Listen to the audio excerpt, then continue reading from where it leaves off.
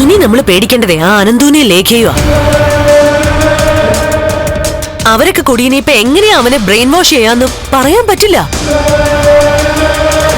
അത് ശരിയാ മഞ്ജു. ചിലപ്പോ ഈ വീടൊക്കെ വിറ്റിട്ട് കണ്ണേട്ടൻ അവർക്കൊപ്പം മാറി താമസിക്കാനുള്ള സാധ്യതയുണ്ട്. ഉടനെ ഒന്നും അനന്തുവേണ്ടും ഭാര്യയും ജർമ്മനിയിലേക്ക് പോകുന്നില്ലെന്നാ കേട്ടത്. എടാ, ആദ്യം ഏതായാലും ദേ ഇവളുടെ കാര്യത്തിൽ ഒരു തീരുമാനം ആവട്ടെ. അത് കഴിഞ്ഞ് പിന്നെ നമുക്ക് കണ്ണന്റെ അടുത്ത് പോയി കരഞ്ഞ് കാല് പിടിച്ച് കൂടെ നിർത്താം. എല്ലാം എങ്ങനെയെങ്കിലുമൊക്കെ എഴുതി വാങ്ങിക്കുന്നത് വരെ അതൊക്കെ ചെയ്തല്ലേ പറ്റൂ.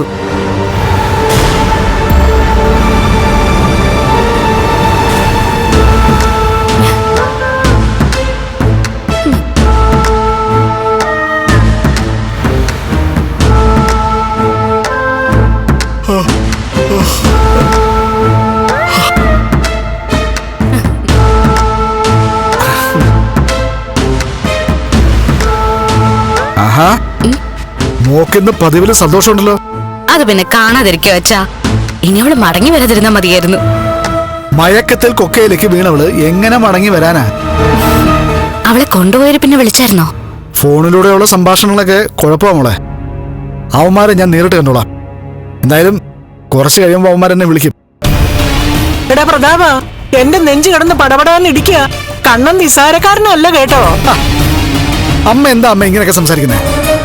വരാൻ പോകുന്ന ഭീഷണിയെ പറ്റിയൊക്കെ എനിക്ക് നന്നായിട്ട് അറിയാം. അതൊക്കെ അറിഞ്ഞു വെച്ചുകൊണ്ട് തന്നെയാണ് ഞാൻ ഇതൊക്കെ ചെയ്തത്. എന്റെ മോക്ക് വേണ്ടിയാണ് ഞാൻ ജീവിക്കുന്നത്. അങ്ങനെ മോളുടെ കണ്ണീര് എപ്പോഴെങ്കിലും കാണേണ്ടി വന്നാ എന്റെ ജീവൻ കളഞ്ഞിട്ടാണെങ്കിലും ഞാൻ അതിന് പരിഹാരം കണ്ടിരിക്കും.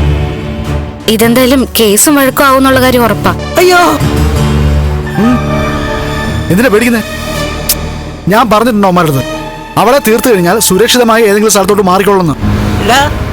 എന്നാലും ഇവിടെ വെച്ചല്ലേ അവളെ കാണാതായത്. ഇങ്ങോട്ട് പോലീസുകാർ കയറി വരില്ലേ?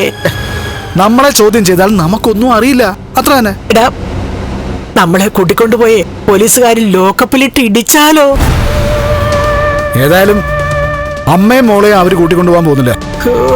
പിന്നെ കൊണ്ടുപോകുന്നത് എന്നെ ആയിരിക്കും. പിന്നെ എന്നെ അവന്മാർ മെതിക്കുകയാണെങ്കിൽ അങ്ങ് മെതിക്കട്ടെ. എന്നാലും എന്റെ നാവിൽ നിന്നൊന്നും അറിയാൻ പോകുന്നില്ല.